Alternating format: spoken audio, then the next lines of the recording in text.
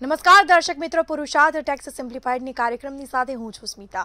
તો ઇન્કમ ટેક્સને લઈને આપણે જે ચર્ચાઓ કરી હતી ગયા એપિસોડમાં અને અત્યારે પણ આપણે તેને લઈને ઘણી બધી ચર્ચાઓ કરવાની છે। ખાસ આ કાર્યક્રમમાં અનેક વેપારીઓ અને દર્શક મિત્રોની ગૂંચવણ હોય છે ઇન્કમ ટેક્સને લઈને, તેની આજે એ ગૂંચવણો છે તે આપણે સોલ્વ કરીશું।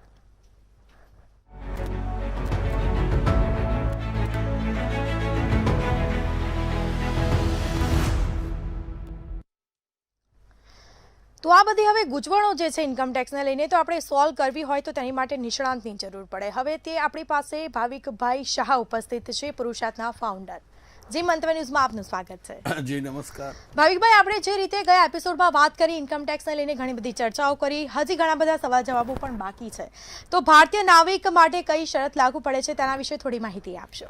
ભારતીય નાગરિકને ભારતના રહીશ બનવા માટે 182 દિવસ ભારતમાં રહેવું જરૂરી છે। એના માટે જે 60/365 જે 60 દિવસ અને 365 અગાઉના 4 દિવસ એ વાળી શરત લાગુ પડતી નથી। એટલે જો 182 દિવસ કરતાં વધારે ભારતમાં રહ્યો હોય તો જે રેસિડેન્ટ થશે અને 182 દિવસ કરતાં ઓછો રહ્યો હશે તો એ નોન રેસિડેન્ટ થઈ જશે। બિલકુલથી। હવે જો કોઈ ભારતીય નાગરિક રોજગાર માટે વિદેશ જાય છે તો તેના માટે ખાસ શું નિયમો હોય છે? જ્યારે ભારતીય નાગરિક પહેલી વાર જાય છે ભારતની બહાર તો એ 60 દિવસ કરતાં વધારે ભલે રહ્યો હશે, પણ જો 182 દિવસ કરતાં વધારે એ ભારતની બહાર રહેશે તો જે નોન રેસિડેન્ટ થશે, બાકી એ રેસિડેન્ટ થશે। એટલે જ્યારે ફર્સ્ટ ટાઈમ તમે રોજગાર માટે બહાર જાઓ છો તો એ વર્ષ દરમિયાન તમે 60થી વધારે દિવસ ભારતમાં ભલે રહ્યા હશો, પણ જો 182 કરતાં ઓછા દિવસ રહ્યા હશો તો તમે નોન રેસિડેન્ટ થઈ જશો। હા, બિલકુલથી। હવે આ જે ઇન્ડિયન ઓરિજિન જે છે એ કોને કહેવાય છે? ઇન્ડિયન ઓરિજિન એટલે ભારતીય મૂળની વ્યક્તિ। ભારતીય મૂળ, ભારત પહેલા મૂળમાં કેટલું મોટું હતું કે પાકિસ્તાન, બાંગ્લાદેશ આ બધું ભારતમાં સમાઈ જતું હતું। એટલે જ્યારે કોઈ પણ વ્યક્તિની એ વ્યક્તિ પોતે અથવા તો એના ફાધર મધર અથવા તો એમાં એના દાદા દાદી કે નાના નાની આમાંથી કોઈ પણ એક વ્યક્તિ જો અનડિવાઇડેડ ઇન્ડિયા એટલે અનડિવાઇડેડ ઇન્ડિયા એટલે ભારત અત્યારે જે છે એ પાકિસ્તાન પણ આવી જાય અને બાંગ્લાદેશ પણ આવી જાય। કોઈના દાદા ઢાકામાં જન્મ્યા હોય અને પોતે અત્યારે ભલે ફોરેન રહેતો હોય પણ એ ઇન્ડિયન ઓરિજિન પર્સન કહેવાશે। બિલકુલથી। હવે આ જે સામાન્ય નિવાસી હોય છે તે બનવા માટેની વધારાની શરતો કઈ હોય છે? એટલે એકવાર જો વ્યક્તિ રેસિડેન્ટ બની ગયો, આપણી અગાઉની જે બે શરત છે 182 દિવસ અથવા તો 60/365 દિવસ, આ બેમાંથી કોઈ પણ એક શરત પૂર્ણ કરે તો એ રેસિડેન્ટ બની જશે।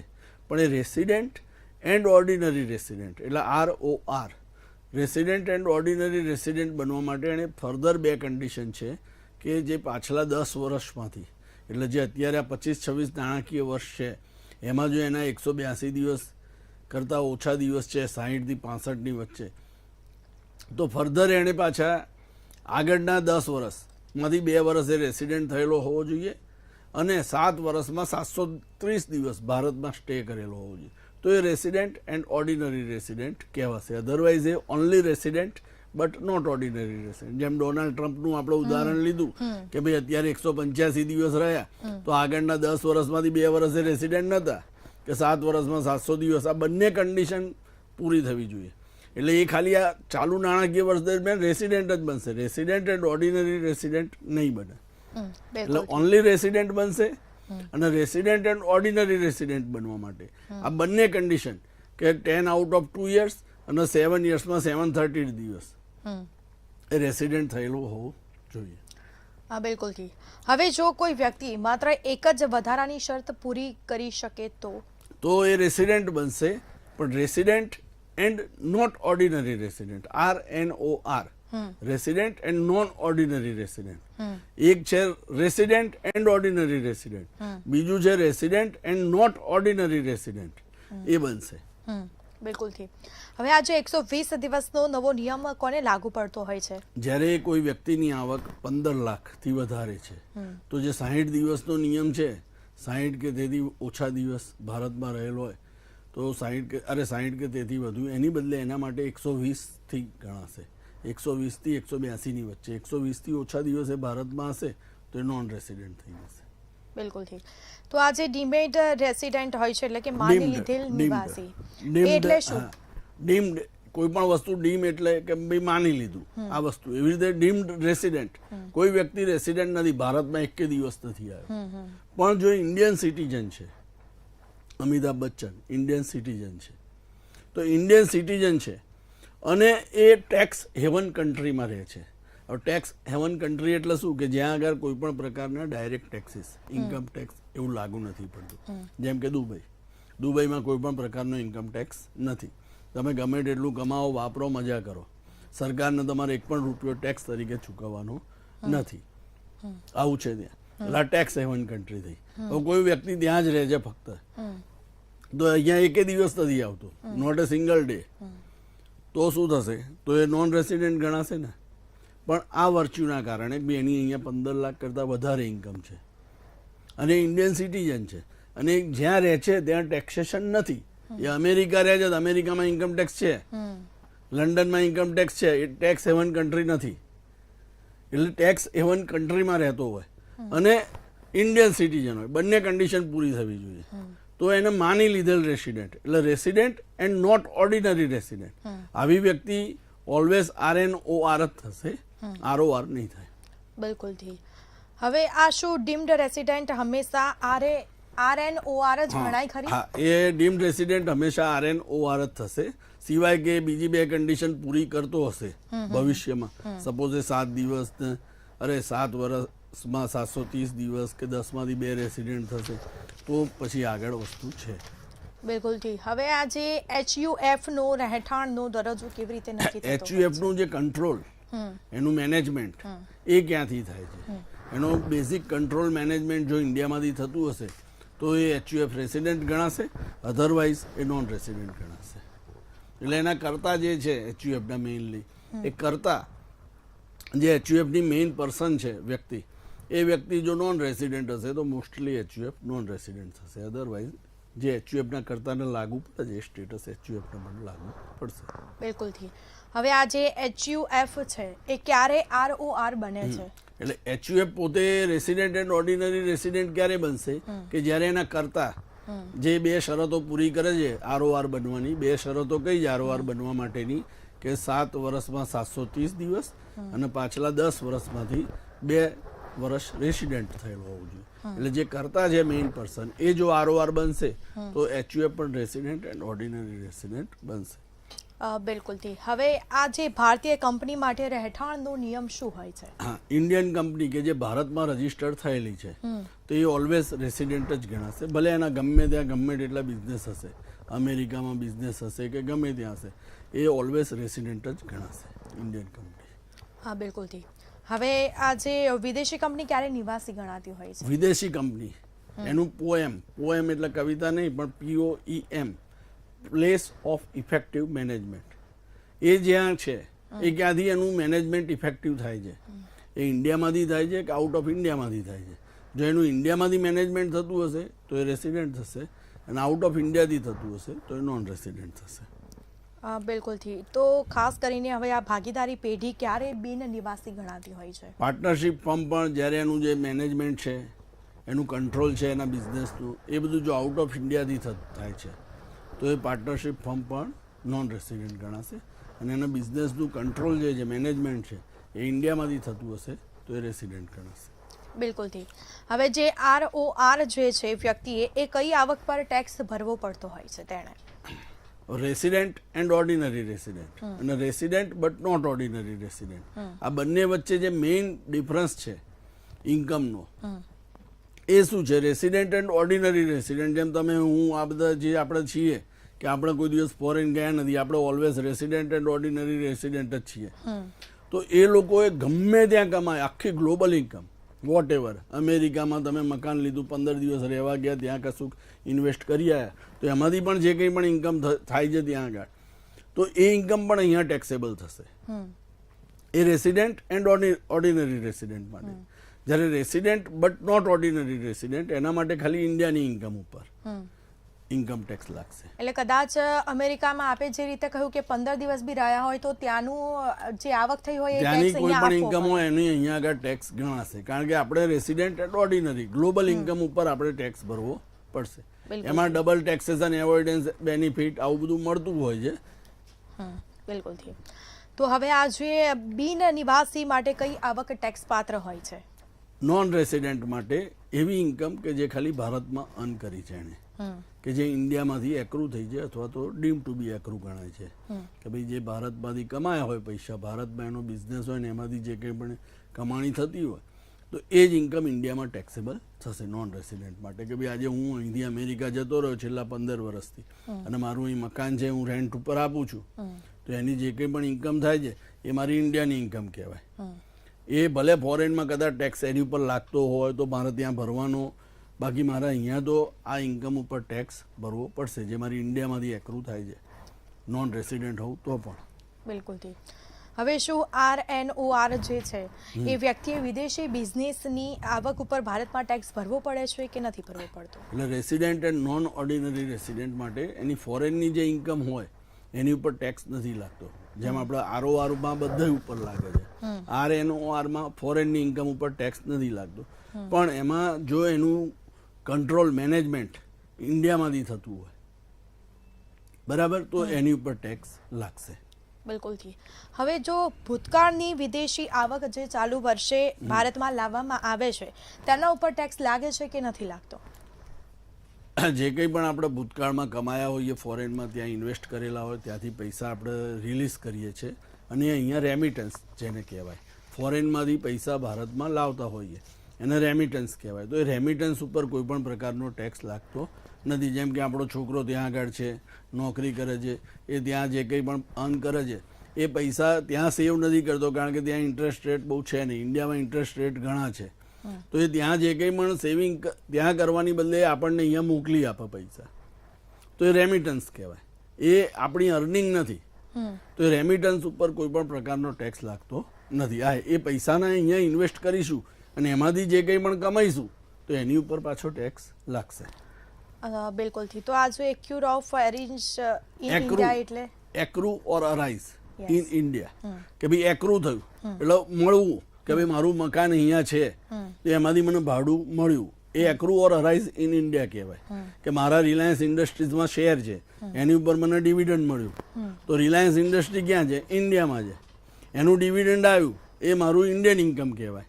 એ ભલે હું ગમે ત્યાં આવું, એટલે મારી ઇન્ડિયન ઇન્કમ છે એ એક્રુ ઓર અરાઇઝ ઇન ઇન્ડિયા કહેવાશે. કે જ્યારે એનો ઇન્કમનો જે સોર્સ છે, આ ઇન્કમ તમને કેમ મળી? કે તમે પેન્શનર છો, અત્યારે તમને અહીંયા ઇન્ડિયામાં તમને પેન્શન મળે છે, કેમ મળ્યું? કે ભાઈ તમે સર્વિસ ઇન્ડિયામાં કરી હતી. ભલે આજે તમે 20 વર્ષથી અમેરિકા છો, પણ જે ઇન્ડિયામાં પેન્શન મળે છે એ પેન્શન તમારું એક્રુ ઓર અરાઇઝ ઇન ઇન્ડિયા કહેવાય. એટલે એ ઓલવેઝ ટેક્સેબલ છે. બિલકુલથી. શું ભારતમાં આવવાનો અને જવાનો દિવસ ગણતરીમાં લેવાય છે ખરા? હા, બંને દિવસો ગણતરીમાં લેવાય. ભલે રાત્રે 11 વાગે તમે ઇન્ડિયા છોડો છો, છતાં પણ એ દિવસ આખે આખો ગણાશે. સવારે 6 વાગે પણ ઇન્ડિયા છોડો છો, જે તારીખે તમે ઇન્ડિયા છોડ્યું જે તારીખે તમે ઇન્ડિયામાં આવ્યા, એ બંને દિવસ તમારા આપણે કેલ્ક્યુલેશનમાં ગણીશું. બિલકુલથી. તો શું ભારતમાં રોકાણ સતત હોવું જરૂરી છે ખરી? ના, સતત રોકાણ હોવું જરૂરી નથી. તમે ભારતમાં 10 વાર આવ્યા, 10 વાર ગયા, બબે દિવસ, 5 દિવસ, 10 દિવસ એવી રીતે પણ અહીંયા સ્ટે કર્યો, એ બધું જે આખા વર્ષ દરમિયાન 1/4/25 થી 31/3/26 આ ફાઇનાન્શિયલ યર ગણાશે. તમે 20 માર્ચે આવ્યા અને છેક 15 જૂન સુધી રહો છો, તો 20 માર્ચથી 31 માર્ચ 11 દિવસ એક વર્ષમાં જશે અને 1 એપ્રિલથી 15 જૂન એ બીજા વર્ષમાં જશે. એટલે ઘણા બધા NRIs એવી રીતે પ્લાન કરતા હોય છે કે 60 ડેઝ છે તો ફેબ્રુઆરી, માર્ચ, પછી એપ્રિલ, મે 4 મહિના સળંગ રહે, તો 60 દિવસ થાય નહીં. એવી રીતનું પ્લાનિંગ એ લોકો ગોઠવતા હોય છે. બિલકુલથી. તો આ પાસપોર્ટ પરના જે સ્ટેમ્પ ગણતરી માટે પુરાવો ગણાય છે ખરા? હા, એ પ્રાથમિક પુરાવો બેઝિકલી તો એ જ છે કે જે તમે પાસપોર્ટમાં ઇન્ડિયામાં આવો છો અને જાઓ છો એ વખતે જે એરપોર્ટ ઉપર સ્ટેમ્પ લાગે છે આવવા જવાનો, એ તમારો બેઝિક પુરાવો છે. એ તમારે સાચવી રાખવો પડે અને છેલ્લા 10 વર્ષનો રેકોર્ડ સાચવવો આના માટે જરૂરી છે. બિલકુલથી. હવે જો કોઈ વ્યક્તિ ભારતના દરિયાઈ વિસ્તારમાં હોય તો એ રેસિડેન્ટ ક્યારે, આપણે આગળ પણ વાત કરી હતી કે ભાઈ દરિયાઈ વિસ્તારમાં ઇન્ડિયા ક્યાં સુધી ગણાય, તો 12 નોટિકલ માઇલ સુધી, એટલે લગભગ કે 22 કિલોમીટર જેવો એરિયા થાય. કે આપણે કોઈ પણ દરિયાઈ વિસ્તાર છે એના કિનારાથી 22 કિલોમીટર સુધીના એરિયામાં રહીશું ત્યાં સુધી આપણે ઇન્ડિયામાં રહેલા એવું ગણાશે. એની બહાર જઈએ, આપણું સ્ટીમર બહાર જાય એટલે આઉટ ઓફ ઇન્ડિયા ગણાય. હા બિલકુલથી હવે આ રહેઠાણના દરજ્જા આધાર કયા ITR ફોર્મ ભરાય છે? રેસિડેન્શિયલ સ્ટેટસના આધારે જ્યારે નોન રેસિડન્ટ હોય ત્યારે કમ્પલસરી અને ITR 2 અથવા તો ITR 3 ભરવું જરૂરી બને છે કોઈ પણ વ્યક્તિ. બાકી HUF ને એ બધા માટે તો ITR 1 એપ્લિકેબલ થતું જ નથી. એટલે જ્યારે નોન રેસિડન્ટ હોય અને સેલેરી ઇન્કમ હોય કે ફક્ત પેન્શનની ઇન્કમ હોય તો રેસિડન્ટ માટે ITR 1 આવે છે, પણ નોન રેસિડન્ટ માટે એ જ વસ્તુ ITR 2 થઈ જાય છે. હા બિલકુલથી. હવે વાત કરીએ તો શું કોઈ વ્યક્તિ એક જ વર્ષમાં 2 દેશનો નિવાસી હોઈ શકે ખરા? ડેફિનેટલી હોઈ શકે, કારણ કે નિવાસી હોવું અને સિટીઝન હોવું એ બે વસ્તુ ડિફરન્ટ છે. જેમ આપણે અગાઉ વાત કરીએ કે કોઈ એક વ્યક્તિ એક દેશમાં, આપણા દેશમાં 60 દિવસનો કે 182 દિવસનો રૂલ્સ લાગે છે, તો એના આધારે એ અહીંયા પણ નિવાસી થઈ શકે. બીજા કન્ટ્રીમાં 40 દિવસ હોય, 50 દિવસ હોય, એટલે એના કાયદા હેઠળ એ પ્રમાણે એ નિવાસી થઈ શકે છે. એટલે એક સાથે એક જ વ્યક્તિ વધારે કન્ટ્રીમાં નિવાસી થઈ શકે છે એક જ વર્ષ દરમિયાન. બિલકુલથી. હવે આવી સ્થિતિમાં જો બેવડા કરવેરાથી કેવી રીતે બચી શકાય છે? ડબલ ટેક્સ એવોઇડન્સ એગ્રીમેન્ટ, કે ઘણી બધી કન્ટ્રીઝ સાથે ભારતે આવી રીતે એગ્રીમેન્ટ કરેલા હોય છે કે જ્યારે કોઈ વ્યક્તિ તમારી કન્ટ્રીમાં પૈસા કમાય, અમારી કન્ટ્રીમાં કમાય, તો એ જે ટેક્સ લાયબિલિટી પ્રમાણે ત્યાં જે ટેક્સ ભરવાનો થતો હોય એ ટેક્સના આધારે આપણે ત્યાં ભર્યો અને અહીંયા ભર્યો, એક જ ઇન્કમ ઉપર 2 જગ્યાએ ટેક્સ થાય છે. તો એવું થાય એ વખતે જે એક્સેસ આપણે ટેક્સ પે કરીએ છીએ એનું DTA એનું સ્પેસિફિક એક ફોર્મ હોય છે ઇન્કમ ટેક્સમાં, એ ભરવું પડે, એની ટ્રીટીનો નંબર ને બધું લખવું પડતું હોય છે, અને એના આધારે આપણે રિલીફ ક્લેમ કરી શકીએ છીએ. હા બિલકુલથી. હવે આ જે ટ્રાય બ્રેકરનો અર્થ શું હોય છે, તેનો રૂલ શું છે? ટ્રાય બ્રેકરનો રૂલ જ્યારે એક જ વ્યક્તિ 2 જગ્યાએ નિવાસી થઈ જાય છે, તો એવા કેસમાં એના જે આપણે જે DTA ડબલ ટેક્સેશન એવોઇડન્સ એગ્રીમેન્ટ જે 2 કન્ટ્રીએ કરેલો હોય એના આધારે, એ એગ્રીમેન્ટના આધારે એ કયા દેશનો નિવાસી ગણવો ટેક્સેશન માટે અને કયા દેશમાં બિન નિવાસી ગણવો એ નક્કી કરવામાં આવે છે. ટ્રાય બ્રેકર રૂલ છે. બિલકુલથી. હવે શું મૃત વ્યક્તિના કાયદેસરના વારસદારનો દરજ્જો આવેલા છે ખરા?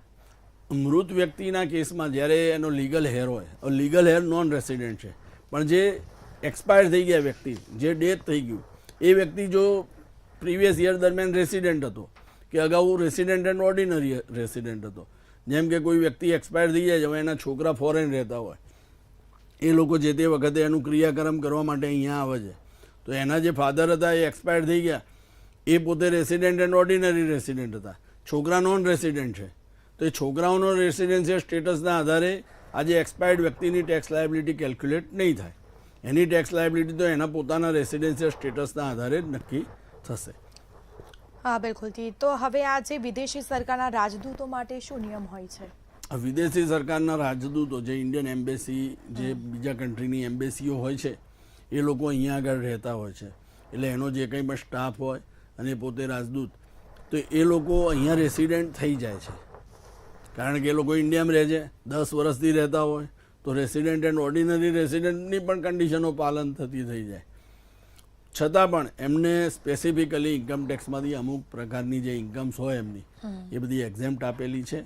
બાકી એ સિવાય એ પોતે અહીંયા કંઈ એક્ટિવિટીઝ કરતા હોય ને એમાંથી કોઈ અર્નિંગ કરતા હોય તો એનું જે તે સ્ટેટસ પ્રમાણે એમને ટેક્સ ભરવો પડતો હોય. હા બિલકુલથી. હવે કોઈને ગિફ્ટ કે ભેટ ઉપર ટેક્સ લાગે છે ખરા? કોને લાગે છે? જો બિન નિવાસી ભારતીય છે એને કોઈ પણ ભારતીય તરફથી 50,000 કેથી વધારની ગિફ્ટ મળે, એટલે 50,000 રૂપિયા કરતાં વધારની ગિફ્ટ મળે, જે નોર્મલ કેસમાં આપણને પણ બ્લડ રિલેશન સિવાયના જ્યારે પણ રિલેશનમાંથી ગિફ્ટ મળે છે તો 50,000 રૂપિયા કરતાં વધારેની ગિફ્ટ ઉપર ટેક્સ લાગે છે. હવે આ જે સેક્શન 9 છે એ શું સૂચવે છે? એ એકચ્યુઅલી એ સેક્શન એવી છે કે જે તમારી ઇન્કમ છે એ deem to accrue or arise in India, કે જ્યારે તમારી વસ્તુ ઇન્કમ એ ડીમ ટુ એક્રુ, કે આ વસ્તુ માની લેવામાં આવશે કે આ વસ્તુ તમને ઇન્ડિયામાં મળી. જેમ કે કોઈ પણ વ્યક્તિ પેન્શનર છે, એ અત્યારે ફોરેન ગયેલો છે 25 વર્ષથી, જ્યારે રિટાયર્ડ થયો 62 યર્સ એ છે કે 60 વર્ષે, એ પછી એ તરત એના છોકરા જોડે ફોરેન જતો રહ્યો, આજે એની ઉંમર 85 વર્ષ છે, એનું જે કંઈ પણ પેન્શન આ તે બધું આવે છે, એણે અહીંયા આગળ સ્પેસિફિકલી ભાઈ મારું ફોરેનની બ્રાન્ચના એકાઉન્ટમાં તમે ટ્રાન્સફર કરવું, એ રીતે બધું કરેલું છે સેટઅપ, કે હવે અહીંયા ઇન્ડિયા આવવાની એની કોઈ ઈચ્છા જ નથી, હવે આ જે પેન્શનની ઇન્કમ એને ફોરેન જ રિસીવ થાય છે, હા પણ એ શા માટે ફોરેન રિસીવ થાય છે? Deem to be accrue or arise in India. કેમ કે એની જોબ ક્યાં એણે કરેલી? ઇન્ડિયામાં કરેલી. તો એ જે ઇન્કમ છે એ deem to be accrue or arise in India. Indian કંપનીનું ડિવિડન્ડ છે. તમે નોન રેસિડેન્ટ છો, તમારી પાસે રિલાયન્સના શેર છે, તમે બધા ત્યાં ડીમેટ એકાઉન્ટમાં હોલ્ડ કરો છો. રિલાયન્સ ઇન્ડસ્ટ્રી ક્યાં છે? ઇન્ડિયામાં છે. એના શેરનું જે ડિવિડન્ડ છે એ deem to accrue or arise in India. ભલે એ તમને ફોરેનમાં રિસીવ થાય, ડોલરમાં રિસીવ થતું હોય, પણ એ ત્યાં જ મળશે અને એની ઉપર અહીંયા ટેક્સ ભરવો પડશે. બિલકુલથી. હવે આ જે બિઝનેસ કનેક્શન હોય છે એ શું હોય છે? બિઝનેસ કનેક્શન એટલે જ્યારે કોઈ પણ વ્યક્તિ એનઆરઆઈ છે, અહીંયા બિઝનેસ કરે છે, તો અહીંયા બિઝનેસ એ ડાયરેક્ટ તો કરી નથી શકવાનો. રોજ રોજ કંઈ અમેરિકાથી અપડાઉન થવાનું નથી. તો અહીંયા એનો કોઈ પણ એજન્ટ કે કોઈ પણ એની વ્યક્તિ એ એપોઇન્ટ કરે કે ભાઈ તું મારા વતી અહીંયા બધું ડીલ્સ કરજે, અને એ પ્રમાણે ઓર્ડર એક્ઝિક્યુટ કરતા હોય તો આ બિઝનેસ કનેક્શન થયું. તો એની જે કંઈ પણ ઇન્કમ થાય છે એ ઇન્કમ ટેક્સેબલ ગણાશે. બિલકુલથી. હવે શું નિવાસી દરજ્જો બદલાવાથી ટેક્સ દરો બદલાય છે ખરા? ડેફિનેટલી બદલાય છે. જ્યારે નોન રેસિડેન્ટ વ્યક્તિ અને રેસિડેન્ટ એ બેમાં બહુ મોટો ફેર પડી જાય.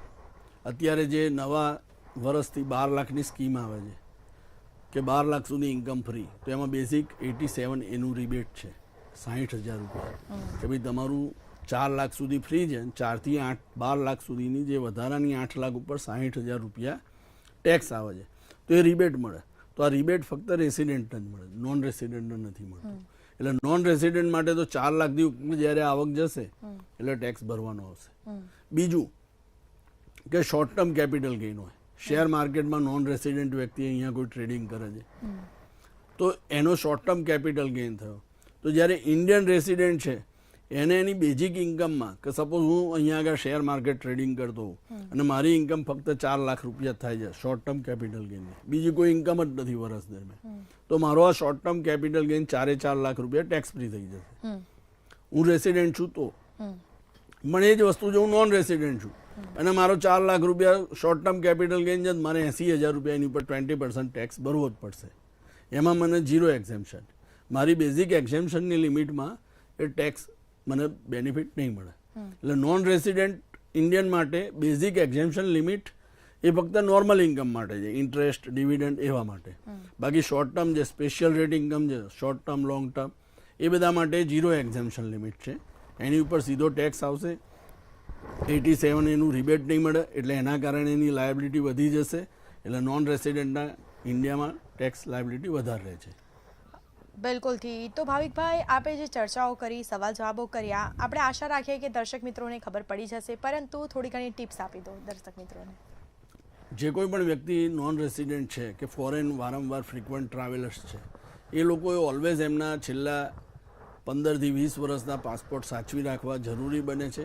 કારણ કે સરકાર, ઇન્કમટેક્સ ડિપાર્ટમેન્ટ છેલ્લા 5 વર્ષની પણ સ્ક્રુટિની કાઢી શકે છે. તો જો છેલ્લા 5 વર્ષ પહેલાંની સ્ક્રુટિની નીકળી, એના 10 વર્ષ અગાઉના પણ રેકોર્ડ્સ તમારી પાસે માગી શકે છે પ્રૂવ કરવા માટે કે તમે રેસિડેન્ટ હતા કે ઓર્ડિનરી રેસિડેન્ટ હતા કે નોન રેસિડેન્ટ હતા.